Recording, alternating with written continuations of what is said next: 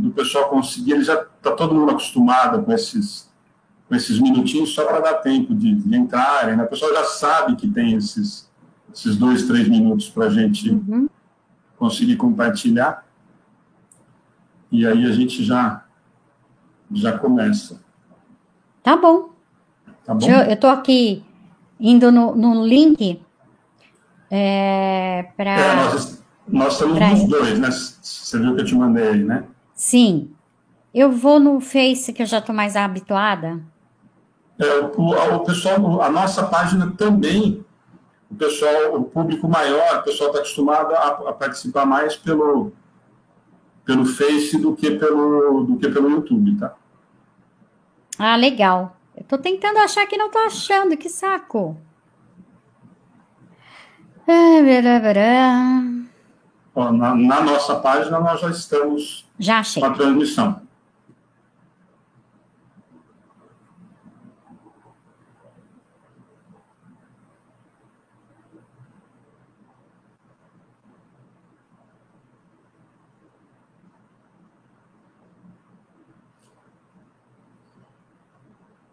Isso a gente faz enquanto o Facebook não derruba a gente, viu, Kátia?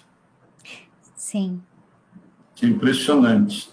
Semana passada, na educação infantil, no sábado de manhã, a gente faz no sábado de manhã na nossa página no Face, no YouTube e na página de um centro de São Carlos, do nosso lar. Na nossa, eles simplesmente pararam a transmissão. Faltavam uns 10, 15 minutos para acabar, caíram, bloquearam a minha página, que eu precisei fazer senha nova e tudo mais, não sei o que... E no YouTube e no Face do nosso lar continua normal. O Face, ele tem essas instabilidades, essas regras pouco claras, né? Que faz com que a gente não entenda por que para umas coisas eles censuram e para outras não. Não existe uma regra clara. Não. Né? É bem assim mesmo. E a gente briga, né? Porque vem aquelas... se você não concorda, aí você manda, eles não respondem mesmo, então eu nem mando mais.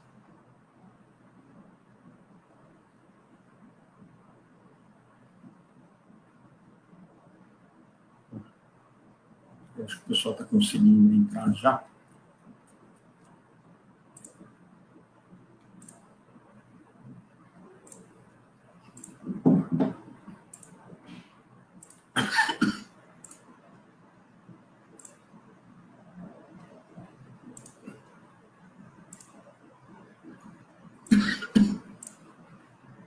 O Wellington Balbo está com a gente. Oh, que bonitinho.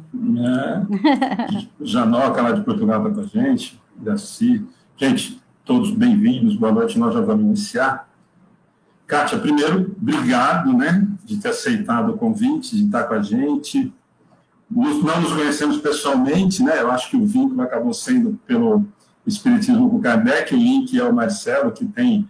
O Marcelo está com a gente, eu falo que virou já trabalhador, né? Porque o Marcelo está com a gente, ele faz todo sábado, eu acho que já está indo para... Falei para ele outro dia, eu preciso dar uma olhada, mas mais de 2 anos e meio já que o Marcelo faz sempre um texto semanal para a gente colocar no sábado, né? Então eu falei para ele, ele falou, dançou.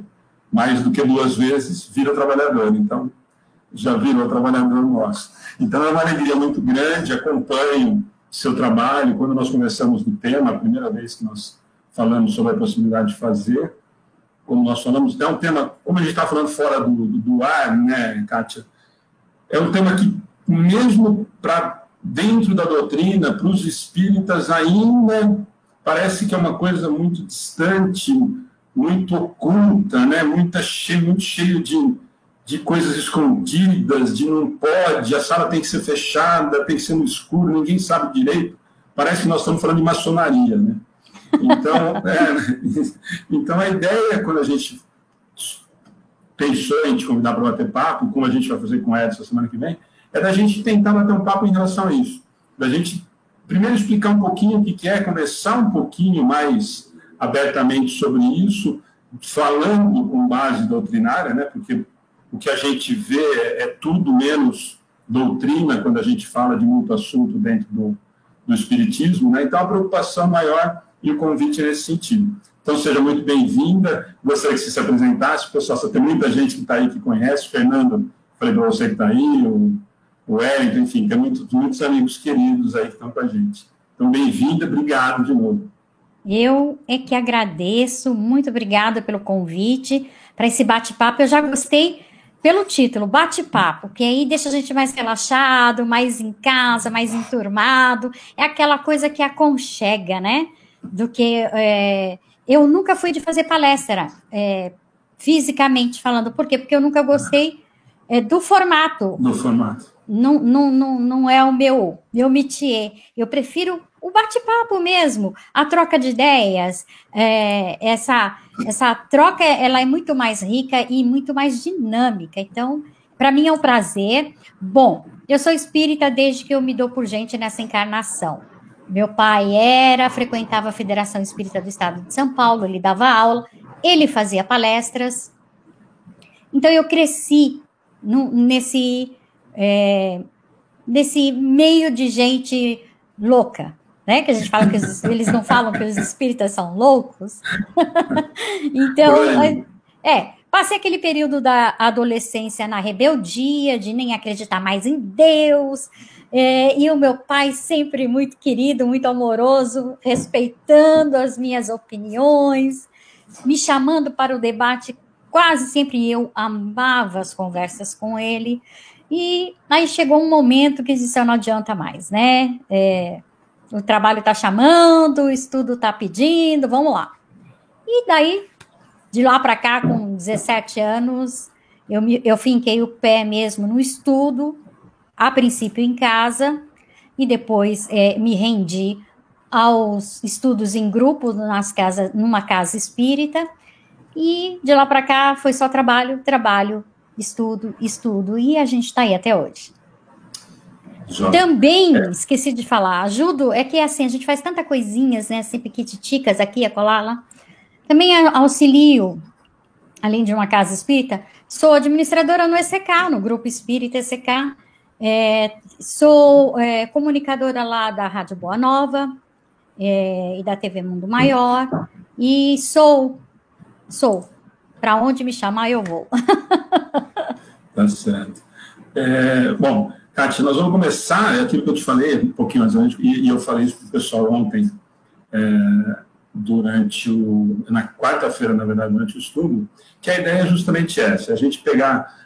tem muita gente que fala assim, não sei se com vocês também, mas a gente vai falar de coisa tão básica, né? A gente já fala tanto disso, a gente já escuta tanto disso, e é uma percepção minha, assim, em muitas casas que eu passei, por conta de morar em muitos lugares diferentes, sempre a mesma dificuldade, como eu brinquei que agora há pouquinho, que não é uma brincadeira, assim, sempre muito o grupo mediúnico, o grupo mediúnico da casa, o que é, e às vezes as pessoas chegam chegam à casa espírita, e o primeiro grande choque é esse, fala, nossa, o que será que é esse tal de grupo mediúnico, porque os caras se trancam numa sala, ninguém pode entrar, nós que chegamos aqui agora, nós não sabemos o que acontece lá, e então sempre me incomodou muito essa coisa diferente da mediunidade, do grupo mediúnico, para o restante dos trabalhos da Casa Espírita.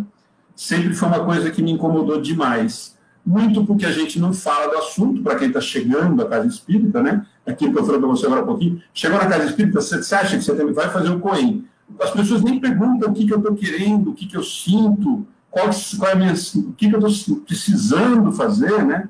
Então, a primeira grande pergunta, Kátia, para a gente começar esse bate-papo, o que é essa tal de mediunidade? Primeiro, que eu acho que é a primeira conversa. A gente fala, e eu acho que a gente pouco... É incrível, Alexandre. A gente fala muito sobre o assunto, mas não para refletir sobre o assunto propriamente dito, né? Então, é muito comum nas casas espíritas, quando a gente faz essa pergunta para aqueles que estão chegando na doutrina dos espíritos, eles... Mediunidade? Não é evidência, não é clarividência, não é psicofonia, né, psicografia? Mas não é. isso daí, na verdade, é uma classificação já do produto, né? Que é a própria mediunidade. Então, assim, são pequenos detalhes que fazem toda a diferença. Na verdade, a mediunidade é a ferramenta que nós temos radicada no organismo. O que significa isso, Kátia? É que ela está enraizada, ela não tem, vamos dizer assim, ela não é do organismo, mas ela está enraizada no organismo, faz parte do espírito. Por quê? É o espírito quem pensa, é o espírito quem cria, é o espírito quem age, não é verdade? Ele se utiliza do organismo para poder ter, de fato, então, um dos produtos que é a comunicação com o mundo espiritual e deles com o mundo material. Isso é, assim, em linhas gerais, mediunidade. A mediunidade, ela é classificada lá, segundo o Kardec falou lá no... Aliás, né, gente, vocês conhecem já esse livrinho aqui, que ele é básico, mas ele é um dos mais chatos de se ler. O pessoal fala assim, não, é muita teoria, é muito cansativo. Mas é necessário. Por quê? Eu costumo brincar que ele é a única Bíblia dos médiuns, de fato. Por quê? Porque é onde vai te dar embasamento para entender teoricamente o que é que está te acontecendo. E isso traz o quê? Segurança. Traz um suporte que a gente nunca viu na humanidade. Algumas pessoas dizem, houve algum outro tratado sobre mediunidade? De fato, assim, desta forma? Não, nunca houve. Inclusive, há relatos de que Paulo de Tarso fez algumas escrituras, algumas das suas cartas aos coríntios, tratando a respeito da mediunidade, mas foi da maneira dele, sem se aprofundar, sem fazer experimentações. Ele só mandava lá as ordens, pode, não pode, não é, e fim de papo, né? Então, Paulo de Tarso foi um dos primeiros a falar praticamente de maneira direta a respeito, mas aí vem Kardec e coloca no papel, faz experimentações, faz as evocações tão necessárias e coloca, então, toda uma metodologia para que a gente possa seguir com clareza, com firmeza, com segurança, trazendo, então, uma tranquilidade. O livro dos médiuns só serve para os espíritas? Será, pessoal? O que é que vocês acham? Será que o livro dos médiuns é só para nós espíritas? Será que somente nós espíritas é que utilizamos do livro dos médiuns? Não. Por mais que algumas filosofias espiritualistas, como, por exemplo, adventistas, alguns outros evangélicos não admitam, eles leem e estudam, porque contém ali a melhor metodologia e com mais segurança que existe. Então, e que bom, né? Porque o próprio Kardec disse lá na revista, na Viagem Espírita, aliás, que o espiritismo deve ser o auxiliar das religiões. E não é a melhor forma de ser um auxiliar, tendo uma metodologia para você utilizar da maneira mais correta, mais segura possível? Fazer uso. Por quê? Porque a mediunidade é produto do espiritismo, do espírita? Só espírita pode ser médium? Só espírita faz uso da mediunidade? Não, né, gente? Ela existe desde que o mundo é mundo.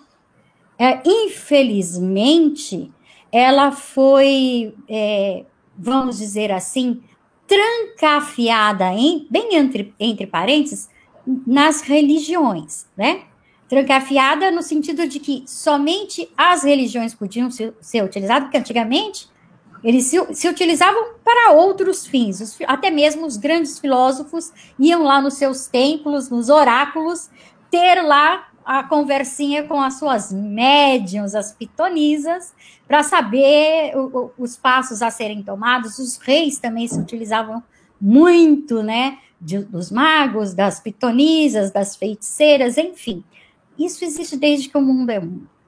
E isso faz parte do ser humano. No livro Evangelho segundo o Espiritismo, que agora assim eu não me recordo exatamente o capítulo, mas vai vir, aí eu acho que é capítulo, não vou me atrever, não sei se é o 26, não vou me atrever. Mas ele fala que a mediunidade deve ser usada sagradamente, religiosamente. O que é que a gente deve entender por isso? Que só dentro de um centro espírita que se pode usar a mediunidade, que sagrado quer dizer algo propriamente, privadamente das religiões, da religião em si? Não. Sagrado quer dizer com respeito, com responsabilidade, com uso útil. Infelizmente, algumas pessoas dão aquele entendimento raso, aquele entendimento atual da palavra e deixam escapar o que é realmente de essência. Por acaso, você, Alexandre, você tem alguma mediunidade? Você é médium? Não. Não? Você acha que não? Na verdade, assim, é aquilo que aliás, essa é a primeira pergunta que já surgiu aí.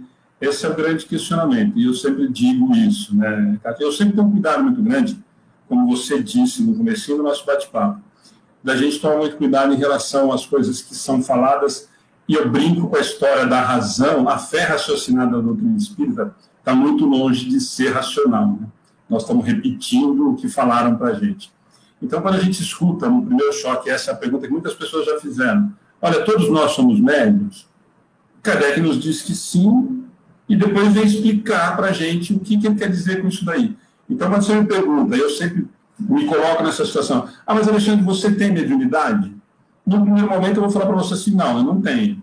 Eu tenho alguma sensibilidade e tenho certeza que eu tenho contato com a espiritualidade. Sempre prefiro me defender dessa maneira. Se defender é bom. A Rosângela Ninalti está fazendo uma pergunta muito interessante. Aliás, ela fez uma colocação. Ela falou que ela entende que médium é o que está no meio entre Deus e a Terra. E estão em todos os lugares. Interessante essa sua colocação, viu, Rosângela? E para nós espíritas, assim, que já estudamos um pouquitito assim a mais, a gente entende que médium, na verdade, nada mais é que aquele ser que tem essa capacidade, essa faculdade, e essa faculdade está, vamos dizer, em estado de eclosão, ou vamos dizer, ativo, e ele vai servir de intermediário do mundo espiritual, ou seja, dos espíritos. Mas aí, eu posso dizer assim, ele é intermediário tanto dos espíritos desencarnados, quanto também dos espíritos encarnados. Olha que interessante. Por quê?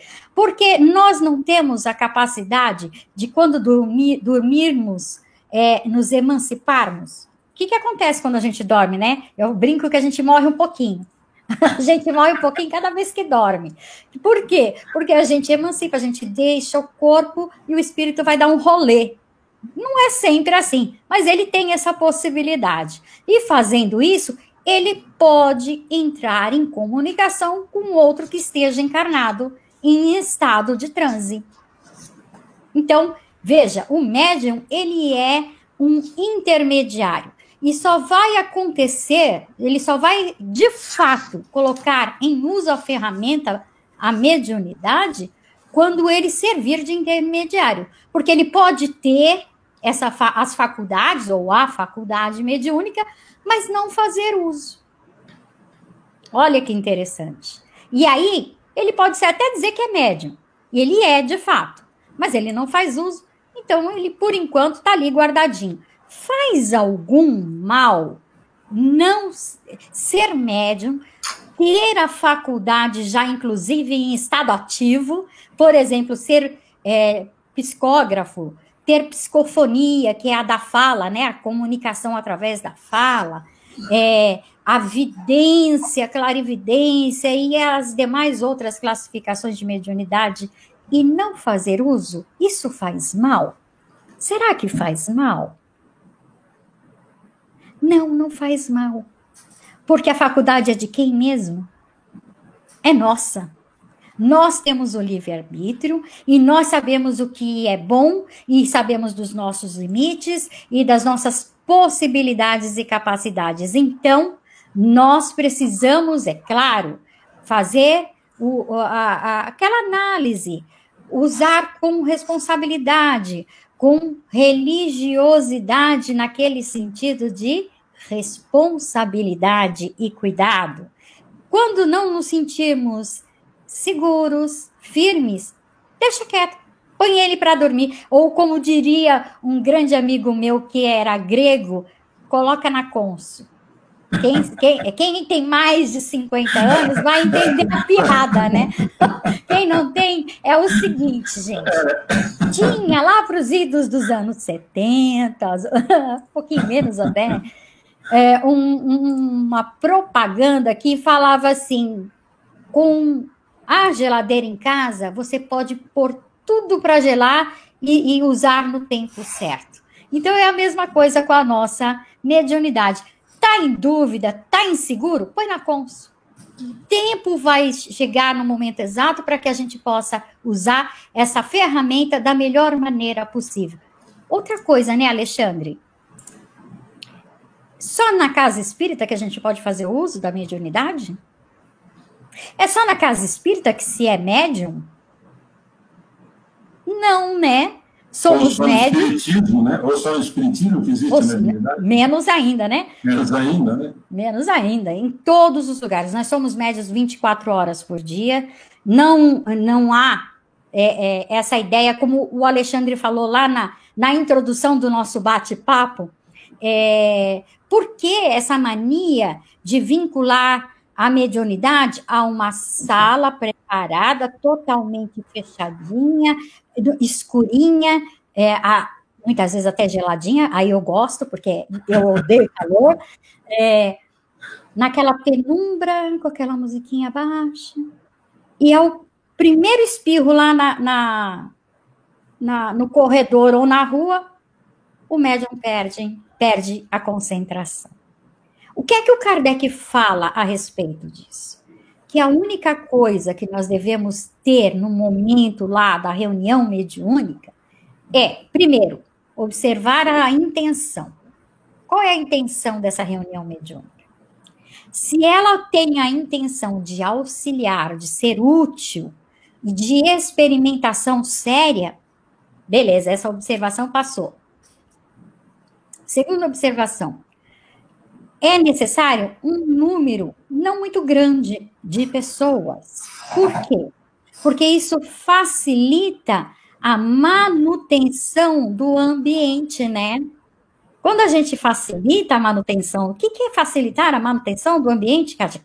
Pelo amor de Deus, o que é que você está falando? Porque nós precisamos manter um recolhimento e uma concentração. A gente não consegue isso, de fato, com muito barulho. Principalmente quem está desenvolvendo, quem está no início, precisa um pouco mais de calma e de recolhimento. Essa calma e esse recolhimento a gente faz através do quê? Através do exercício semanal, talvez, com alguém mais experimentado, de concentração. E parece básico, né, Alexandre? Mas é o que você falou. É do básico que a gente precisa, é do óbvio que a gente precisa, porque senão nós não sentimos firmeza nem segurança para dar o próximo passo, ou os próximos passos. Então, nós precisamos de ir no básico. E como é que eu faço esse exercício de concentração? Olha, conhece o Google? Esse mundo chamado Google tem exercício a dar com pau de concentração, mas eu acredito que as casas espíritas tem lá já as suas, vamos dizer assim, apostilas, onde elas ensinam ou dão pelo menos algumas fontes de onde buscar com mais segurança. Nós sabemos, né, Alexandre, que os orientais têm por hábito fazer a concentração, exercícios de reflexão. Isso tudo é interessante de fazer, principalmente hoje, 2020, com essa multidão de coisas acontecendo, com a gente achando que 24 horas por dia é pouco. A gente estava até falando um pouco antes de começar, que dia corrido, que dia louco, que dia cheio de coisas. Então, a gente precisa parar. Todos os dias, dar uma parada. E fazer aquele exercício breve, né? De respirar profundamente, prestar atenção na gente mesmo, observar o nosso organismo, as nossas respirações e fazer o exercício de concentração. Quando você faz isso, você acalma, você emite irradiações mais tranquilas e favorece, assim, a comunicabilidade com os espíritos, né, Alexandre? Kátia, eu vou aproveitar a sua última fala, porque é um comentário muito constante. Eu já vi que alguém comentou, eu acho que a Ana falou, alguém já comentou para cima, em relação ao que você falou agora há pouquinho. Olha, eu percebo, mas não estou preparado, não quero, melhor a gente guardar na cônsul. E nós sabemos, ou ouvimos, não sei você, mas eu presenciei várias vezes essa situação, que, aliás, que tem acontecido com uma frequência em muitas áreas da doutrina espírita. Ah, mas olha, não tem problema, você tem o seu livre-arbítrio de você usar na sua mediunidade, mas você vai ser cobrado. Você ouve isso também aí, ou será a primeira vez? Olha, quando eu ouço, chega a me arrepia, sabe? Porque isso tudo foi pregado na gente de tal maneira que é para botar medo, para botar limite, para botar cabresto e sim. dependência. Vamos segurar o cabra aqui no centro espírita, então, ó, bota medo no cara. E às vezes alguns diretores fazem isso sem perceber que está fazendo. E às vezes, na maior das boas vontades, porque ouviu assim e passa adiante assim. Então, não é nem às vezes na maldade, mas está errado. Não há cobrança. A única cobrança que existe para tudo, não é só para mediunidade, não. É para tudo, para todos os nossos atos, as nossas ações, para todas as nossas vivências, a única e exclusiva cobrança é da nossa própria consciência. Simples assim. Cada um no seu tempo, da sua forma, respeitando os limites.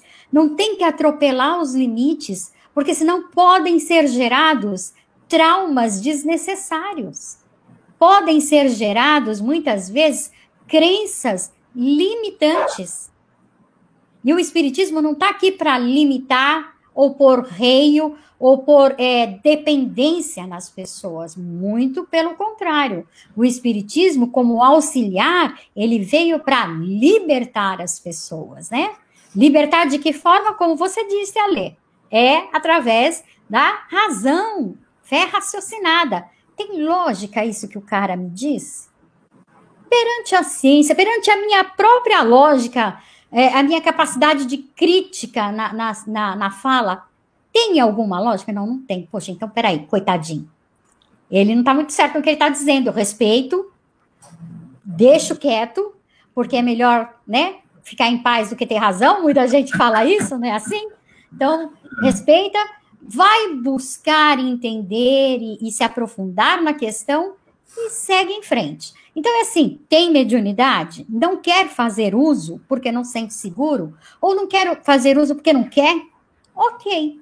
Só que assim, nem todos os tipos de classificações mediúnicas, ou seja, nem todos os tipos de fenômenos, a gente detém o controle, né? Eu vou citar um aqui, por exemplo, vidência. eu vou fechar aqui o canalzinho da vida. Não, não existe isso, né? Você não consegue simplesmente dizer, isso aqui eu não quero ver. Não. Hoje eu não vou ver nada, hein? Tá me ouvindo? Não, não é assim. Olha, hoje eu não vou ouvir, porque eu não quero. Não é assim que a banda toca, né? Então, você vai ter que aprender a conviver com isso. Kátia, mas eu não tenho. Eu tenho a de psicografia e eu tenho a de psicofonia, que é a comunicação verbal com os espíritos. Eu posso não utilizar mesmo tendo? Pode não utilizar mesmo tendo. Porque essa você tem como cercear. É o domínio do organismo, né? Eu domino o meu organismo, eu quero ou não a comunicabilidade. A própria evidência eu posso ver, mas posso não tomar nenhuma ação com relação a ela. De quem mesmo a responsabilidade? Minha. E isso deve ser respeitado, e os espíritos, quando superiores a nós, eles respeitam. Eles podem, por exemplo, até enviar avisos. A gente tem aqueles insights, aquelas... nossa, eu me senti estranho com alguma coisa, não sei explicar o quê.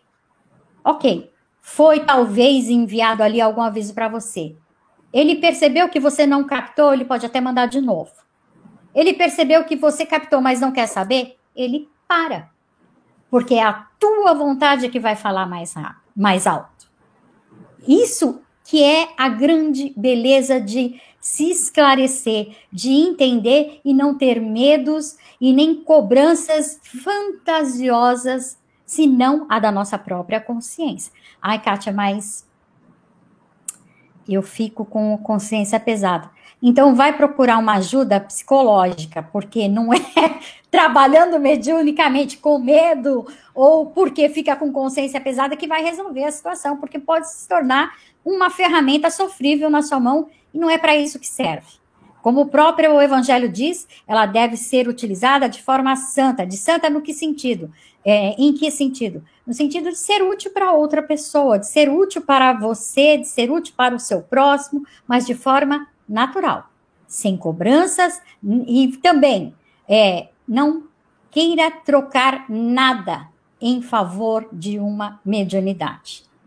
Olha, eu posso aqui fazer uma carta psicografada. Se você puder doar alguma coisinha para ajudar, isso é... Não, ok? Não.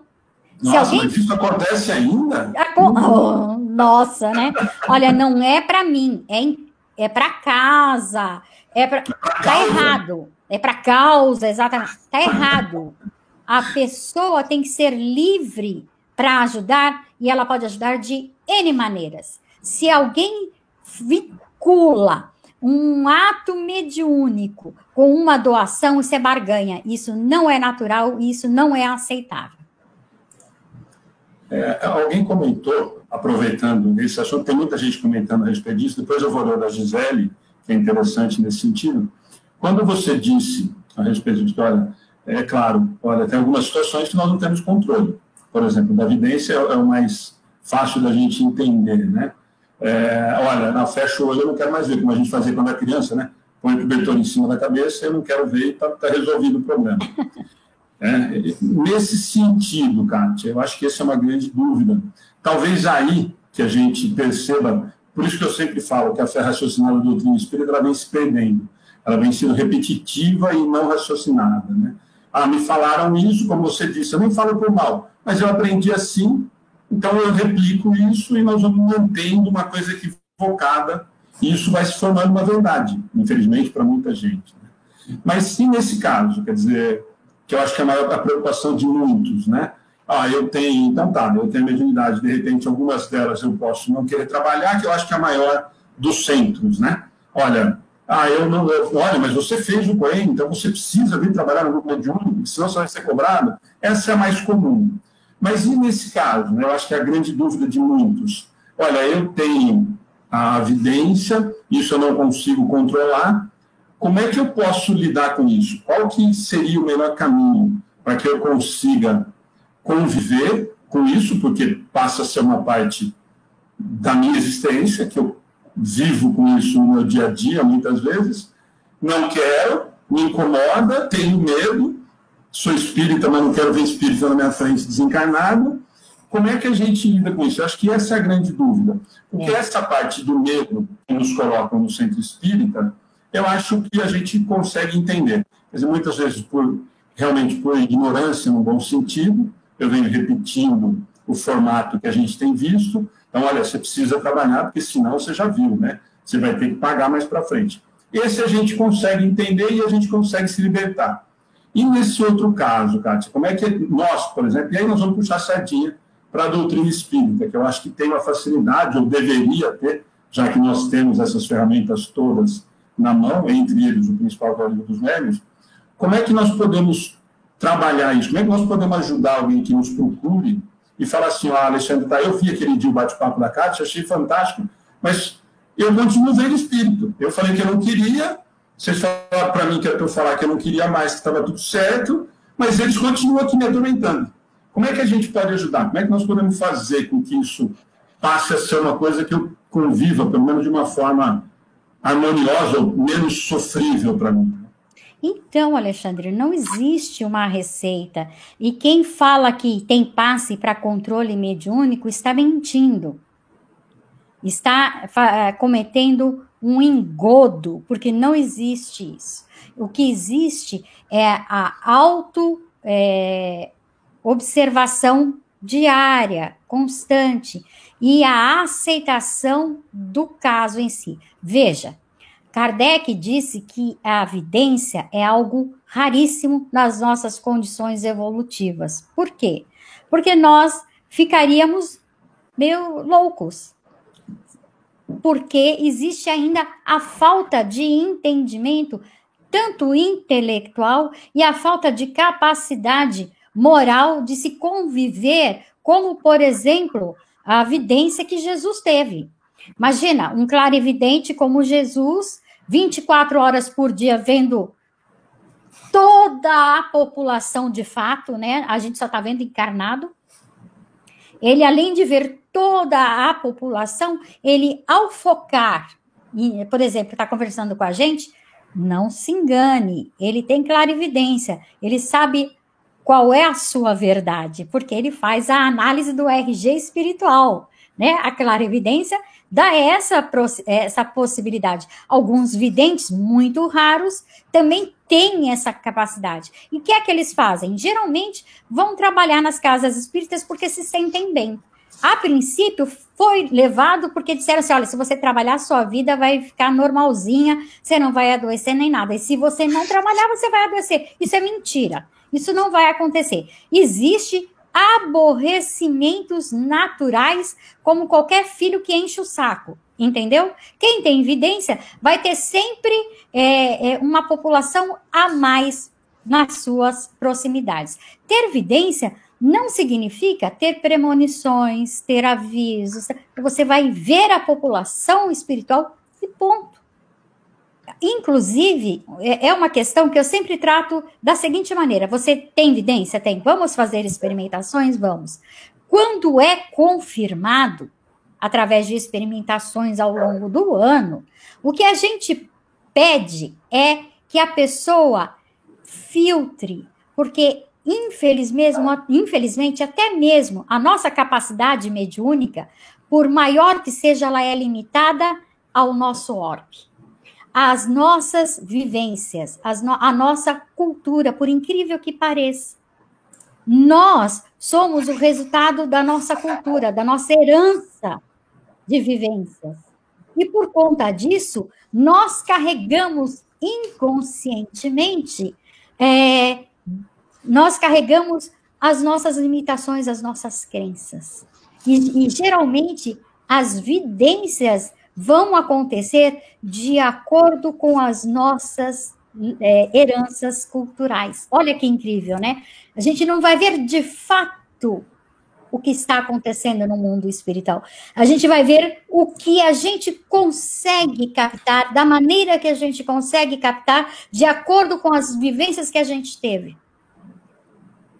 Então, pode não ser totalmente real? Pode não ser totalmente real. Por quê? Porque o nosso cérebro não permite que nós tenhamos total capacidade para entender o mundo dos espíritos. E o que a gente vê é uma réplica que é construída pela nossa herança cultural, por incrível que pareça. Aquelas colônias espirituais que alguns videntes veem não passam de construções das nossas heranças culturais. Ai, Kátia, tirou o pirulito da boca. Tirei. É isso mesmo, não adianta tapar o sol com a peneira, são construções mentais, tanto minhas quanto do próprio espírito, porque o espírito também é um ser limitado. E aí, o que eu faço? Tá bom, eu entendi tudo isso que você falou. São limitações, eu posso estar vendo... O espírito pode estar projetando alguma fantasia para mim, porque sabe da minha limitação. Por isso, usar do filtro do bom senso. Ai, será? Põe na cons. Não sai falando, fulano, eu recebi um recado aqui, eu vi uma cena acontecendo... A cena pode acontecer de fato. E se você viu de antemão essa cena, faça uma prece e enderece para os protetores das pessoas e para a própria pessoa inconscientemente. Não liga para ela, fulana, não viaja porque eu vi que o avião vai cair. Fulana, não toma o remédio que vai atacar o teu estômago. Não fala. Dá dicas. Assim, já passou com outro médico? Né? Ou então, não fala absolutamente nada, faça a tua prece e entregue. Porque nós não temos obrigação de sermos vigilantes diurnos e noturnos do mundo. Nós temos obrigação conosco mesmo, com a nossa evolução, com a nossa, vamos dizer assim, com o nosso progresso individual. E, através da empatia, observar, a entender, respeitar e emitir bons pensamentos para com os outros. Perfeito, Kátia. O Luiz Antônio está fazendo um comentário, o Marcelo está com a gente também, está aí com a gente agora, mas o Marcelo até respondeu por isso. Se o médium é formado no maravilhoso e no sobrenatural, essa influência se revela naquilo que ele descreve? Acho que é muito nessa linha que você estava comentando, né? Sim. Você estava falando em relação a essas construções, muito em relação a essa afinidade. E você fez um comentário agora no final, de que, olha, não fale, né, mesmo se você tiver, e tal. E eu acho que a gente pode trazer, me corrija, e a gente pode bater um papo nesse sentido, eu acho que muito a gente copia o que às vezes não deveria ser copiado. Mas eu acho que a espiritualidade faz isso com a gente o tempo todo. Ninguém chega para a gente e fala assim, Alexandre, convida a Kátia para fazer a palestra. Né? Porque senão, como a doutrina nos mostra o tempo todo, eles estariam interferindo nas minhas ações. Cadê, né? Seu livre-arbítrio, né? Então, se nós observamos isso na espiritualidade e falamos isso o tempo todo, por isso que eu sempre repito isso, às vezes fica repetitivo nesse sentido. Se nós trouxermos sempre para o racional, sempre tentarmos entender o que está acontecendo, para colocar na prática, no que a gente fala principalmente e age, fica fácil. Se nós já conseguimos entender que a espiritualidade trabalha nos intuindo, nos ajudando, por que eu, que tenho essa capacidade de repente, prever algum tipo de situação, eu devo falar para um terceiro, né? Exato, não, perfeito, é isso. Nós temos que usar o respeito, né, ao livre-arbítrio do próximo e entender que é uma condição de que mas me foi permitido ver, faça prece. Se você não pode tomar algum outro tipo de ação que seja como diz no popular, pelas beiradas, põe na cons. Confie na espiritualidade, porque talvez sejamos nós que estejamos passando ali pela prova. Vamos ver se a pessoa amadureceu? Vou tacar ali uma visão para ela e aí, né? Vamos ver se ela for lá fazer uma de fofoqueira, ela não está preparada. Se ela não tomar uma ação no intuito de auxiliar e ficar só de braços cruzados falando, ela não está preparada. Então, seja maduro, observe, o que você vai dizer para a pessoa vai agregar, vai modificar para melhor? Se não, se vai gerar medo, insegurança, cale-se. não vai piorar se você não falar. Ah, mas eu vi um acidente com a pessoa, e era a pessoa, faça suas preces. Observe se tem uma maneira de você persuadir, utilizando de outras formas, menos aqui de, olha, eu tive uma visão, você vai sofrer um acidente. Quando você faz isso, você está colocando a pecha do sofrimento na pessoa, do medo, da retração, da paralisação, e o acidente pode vir de outra forma. Não vai mudar nada. Perfeito. Kátia, agora tem um assunto que nós estamos uns 10 minutinhos ainda, mas que também gera muita curiosidade, muito consolo, nós sabemos disso, mas temos visto, infelizmente, com uma frequência muito grande, e aqui não é no sentido de crítica negativa, não, mas, de novo, na preocupação do estudo, na preocupação do entendimento, principalmente para quem está procurando estudar a doutrina espírita, e nós conseguimos entender que o momento de desespero muitas vezes nos arrasta para algumas situações que não dá para a gente usar muito racional em algumas situações dessas.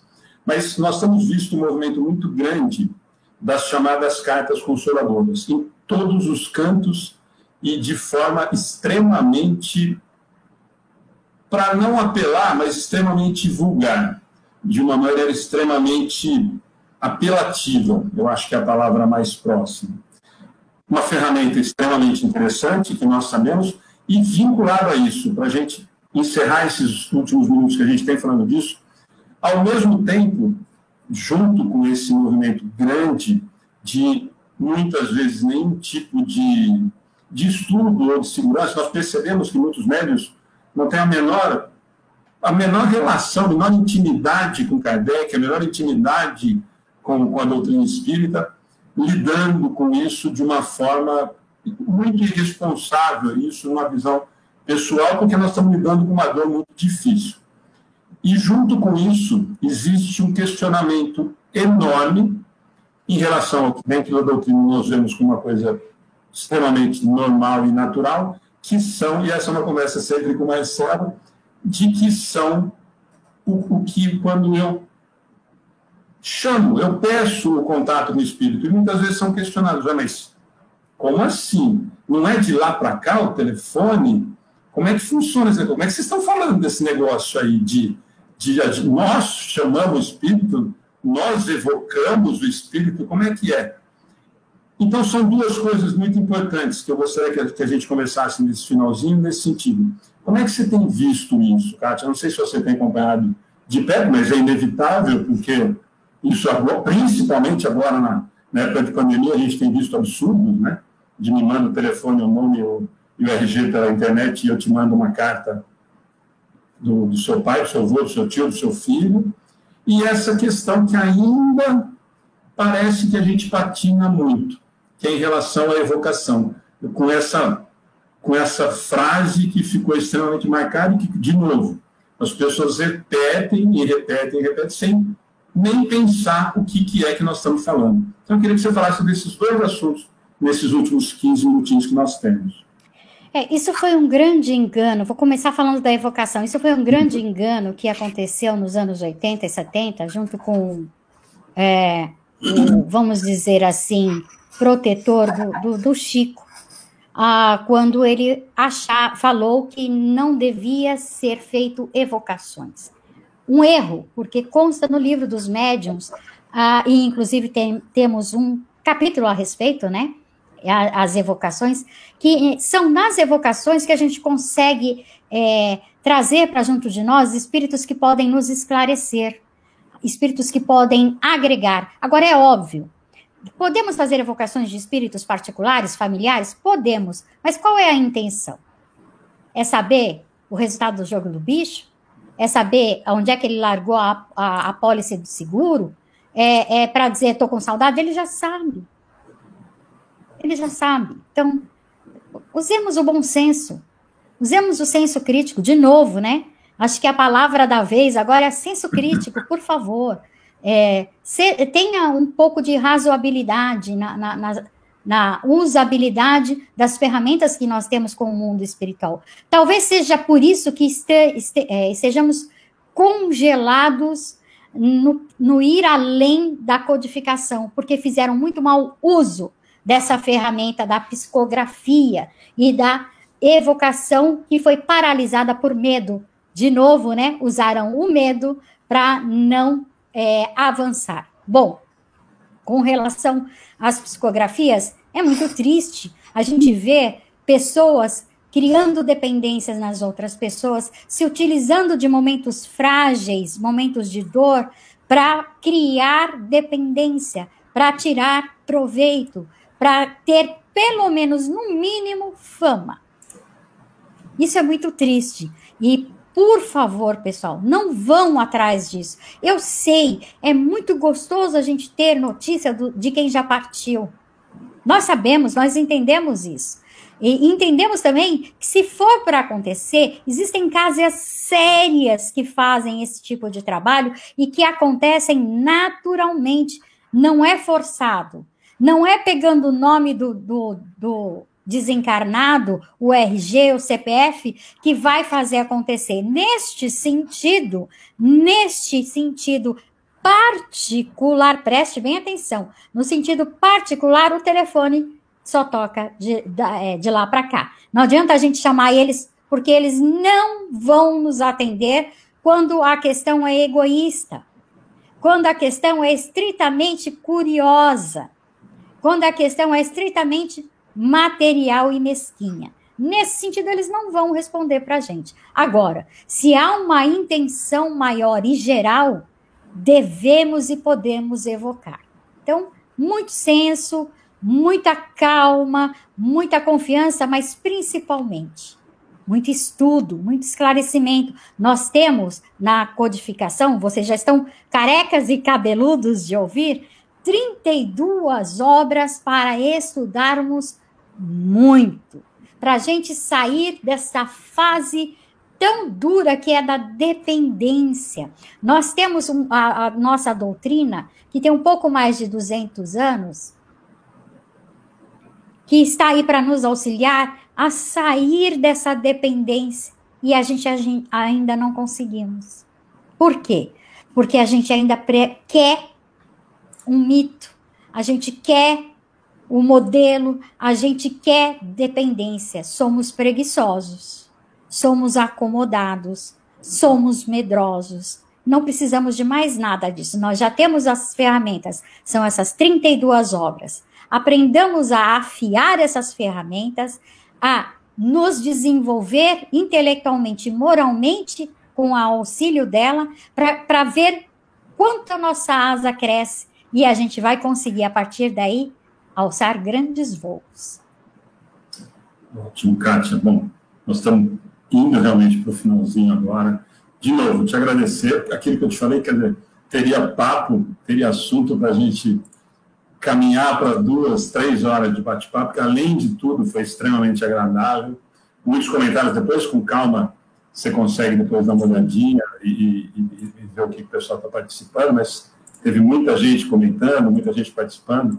Marcelo nos ajudou aí, o Wellington também estava com a gente, enfim, aquilo que eu te falei, o Sérgio faz um trabalho de cirurgia espiritual muito sério. Então, de novo, muito, muito obrigado. Eu é que agradeço. Outras oportunidades, que venham outras oportunidades de estarmos juntos, de estarmos conversando. Foi realmente muito, muito bacana, muito útil para muita gente. Eu acho que é aquilo que eu te falei, claro que nós teremos assunto para muito mais tempo e para aprofundar, mas eu acho que nós conseguimos. Eu ficaria aqui umas 3 horas fácil. Eu acho que o pessoal também, viu? Mas por isso, eu acho que foram assuntos. Aquilo que a gente falou, antes de entrar no ar e depois, quando a gente começou o bate-papo, eu sempre me preocupa muito isso. Eu acho que nós estamos tendo algumas coisas muito bacanas na rede e tudo mais, mas nós estamos esquecendo do básico. O básico que eu digo é de começar do comecinho mesmo, e de principalmente, né, Kátia, quando eu falo do básico, é de que eu acho que para muitos espíritas, infelizmente, a obra de Kardec é uma desconhecida e Kardec é desconhecido. Ficou um pouquinho mais conhecido no cinema, mas ainda é uma pessoa distante, que nós ainda não criamos intimidade e de que tem... Você fez um comentário agora, eu vou fazer uma brincadeira, mas você deu um susto em muita gente, provavelmente, quando você falou que são 32 obras, porque nós ouvimos e ouvimos e ouvimos dentro de centros e centros e centros o tal do Pentateuco espírita. Então, por isso que eu acho que essas coisas nós podemos aprofundar? Podemos. Eu acho que tem lugar, tem hora, mas como nós dissemos no começo, para um público completamente eclético, aberto para a internet, eu acho que o mais importante é nós conseguirmos tocar, fazer com que as pessoas tenham uma noção, e aí sim, busquem estudar, busquem um lugar sério e que possa ajudar, aprofundar, entender, e nós estamos sempre à disposição. Muito obrigado de novo, realmente, com certeza estaremos juntos, se você tiver disponibilidade. Claro, claro, sempre. Boa noite. Se for nesse formato maravilhoso, sempre. A semana que vem, o Edson vai estar aqui, né? E o Edson é fantástico também, e eu tenho certeza que vocês vão amar. Muito obrigada pela oportunidade, ó. Beijinho para todo mundo. Gente, boa noite a todos. Só lembrando que amanhã nós temos educação infantil às 11, com a transmissão da Cláudia e da Ana, tá bom? Quem quiser convidar as crianças, fica o convite, tá bom? Gente, boa noite. Kátia, boa noite.